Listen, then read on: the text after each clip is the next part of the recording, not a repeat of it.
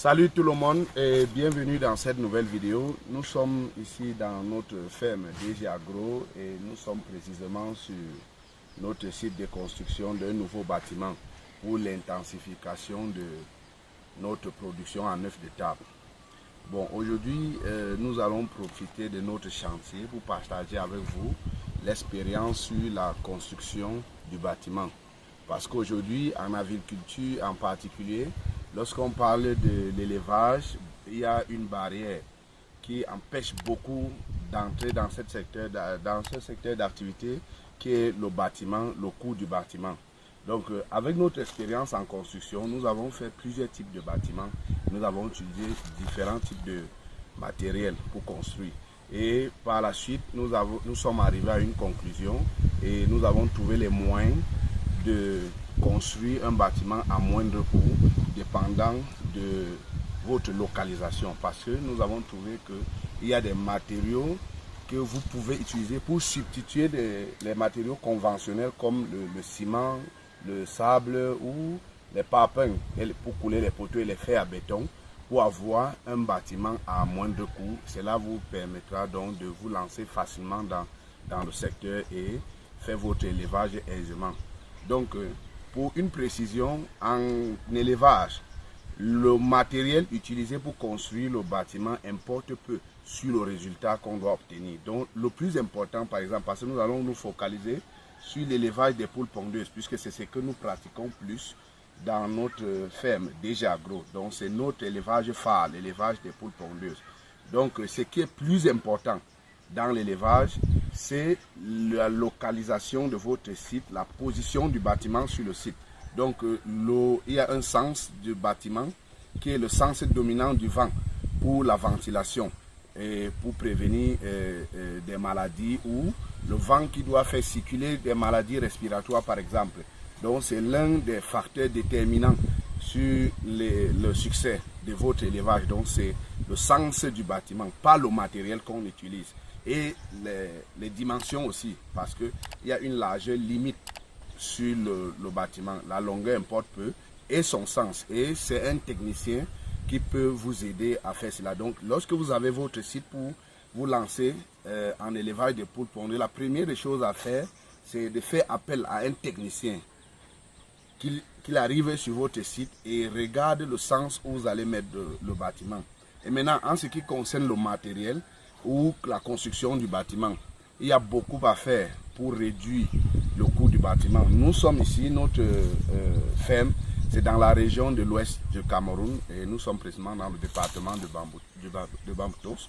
Et ce que nous utilisons, ici là je vais partager avec vous mon expérience, c'est que nous utilisons pour changer le matériel, c'est-à-dire pour substituer le matériel conventionnel pour la construction du bâtiment, pour avoir un bâtiment c'est-à-dire presque à la moitié du coût normal. Et ça commence par les parpaings que nous utilisons.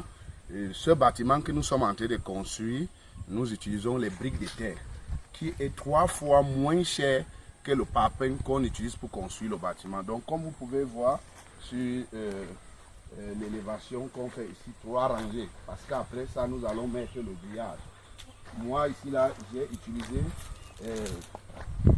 les briques de terre et je vais obtenir un très bon résultat comme le pas, je n'ai pas de problème. Et on a fait ça en semi-dur. Donc nous avons utilisé ici le ciment pour construire. Mais la fondation au sol, nous avons utilisé rien que les briques de terre et le mortier que nous avons utilisé là-bas, c'est la terre pétrie. Donc pour économiser. Donc nous avons utilisé le ciment rien qu'à ce niveau. Donc vous voyez que rien que dans le devis de construction, c'est-à-dire dans un devis de construction d'un bâtiment, nous avons réduit le coût du parpaing ici par 3. Parce que le parpaing coûte en moyenne 275 francs. Et ici, le brick, c'est à 90 francs, 80-90 francs. Donc vous voyez, c'est que l'impact que ça peut avoir sur le coût global de notre construction. Et pour les poteaux, nous ici, nous avons utilisé les lattes. Comme vous voyez, nous avons utilisé les lattes. Nous allons avoir un bâtiment solide. Mais pour le début, vous pouvez utiliser uniquement les lattes. Mais puisque nous, à notre niveau, nous avons déjà un peu les moyens pour faire un bâtiment bien solide parce que nous ne sommes pas au début. Là, je parle précisément à ceux qui veulent se lancer et n'ont pas assez de moyens. C'est-à-dire ils peuvent commencer comme ça et améliorer leur bâtiment au fur et à mesure. Quand ils reforment une bande, la prochaine bande, ils peuvent travailler avant. Quand ils respectent le vide sanitaire, ils peuvent maintenant faire l'amélioration sur certains travaux. Donc ici, sur les angles du bâtiment, nous allons couler les poteaux puisque le bâtiment est assez long. Ça, c'est un bâtiment sur 85 mètres.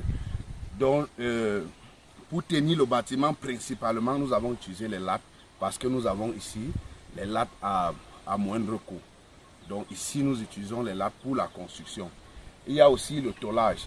Pour ceux qui font des petites quantités de poules, comme peut-être 1000, si vous avez des personnes qui peuvent encore vous faire les pailles, comme à l'époque, et vous utilisez donc certains plastiques là, l'essentiel est que l'eau ne coule pas. Vous pouvez débuter votre bâtiment avec ça et avoir tout le résultat. Si vous voyez le sol ici, le sol est remblé. Après ça, nous allons chaper avec le béton. Mais il y a une autre possibilité si c'est la première fois ou si c'est votre début et vous n'avez pas assez de moyens. Si vous avez bien damé le sol comme vous voyez, vous pouvez mettre le copeau au sol. Faire la première bande, c'est possible, ça, vous n'allez pas avoir de problème. Et quand vous allez faire la première bande et avoir assez de moyens, vous pouvez maintenant, en respectant le vide sanitaire, et faire chaper le sol. Puisque c'est là, c'est-à-dire l'avantage, c'est de pouvoir bien nettoyer, après chaque bande, bien nettoyer le sol. Donc un peu, ça là, c'est ce qui se passe dans la région de l'Ouest. Dans la région du centre, par exemple, ou dans la région de l'Est, par exemple, où la forêt domine et il y a beaucoup de bois. C'est-à-dire il y a les arbres où on peut scier. Ici, là, les briques que nous utilisons ici peuvent être remplacées avec les planches au début. C'est-à-dire, vous voyez cet alignement-là, si vous avez le bois dans la forêt là-bas, vous pouvez scier le bois pour faire cette partie du bâtiment et utiliser les lattes pour monter le bâtiment et tôler. Vous allez réduire considérablement votre coût du bâtiment. Il y a aussi le château. Ici, nous avons plusieurs manières de faire le château au début. C'est-à-dire, nous utilisons les gros piquets pour faire nos châteaux. Et puis, on met la bonbonne au-dessus. Et puis, nous avons toujours l'eau sans problème. C'est-à-dire, ce que je vous explique aujourd'hui, c'est pour ceux qui sont bloqués à ce niveau du bâtiment pour construire. C'est-à-dire, le bâtiment n'est pas aussi ce que vous pensez. Je vous dis qu'en élevage des poules pondeuses, le plus important, ce sont les dimensions et sa position sur votre site. Or, vous pouvez recycler le matériel, vous pouvez substituer certains matériaux pour travailler et avoir le bâtiment à moindre coût. Nous sommes DG Agro.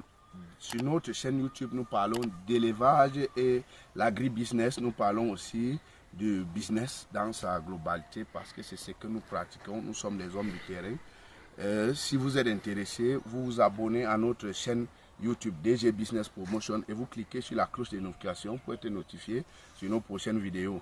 Dans nos prochaines vidéos, nous allons aborder d'autres thèmes de l'élevage. Nous allons parler de l'élevage que nous pratiquons dans notre ferme, c'est-à-dire des différents types d'élevage, la diversification, c'est-à-dire les espèces que nous allons commencer à élever, comme l'élevage non conventionnel que nous pratiquons déjà. Nous allons vous présenter notre bâtiment que nous construisons pour cet élevage-là. Et nous allons parler aussi d'élevage de poulets de chair. Après, l'élevage de poules pondeuses, nous allons faire la comparaison, de donner les avantages et les inconvénients et vous dire quel élevage vous pouvez vous lancer si vous n'avez pas assez de moyens. Restez connectés, merci beaucoup et à la prochaine vidéo.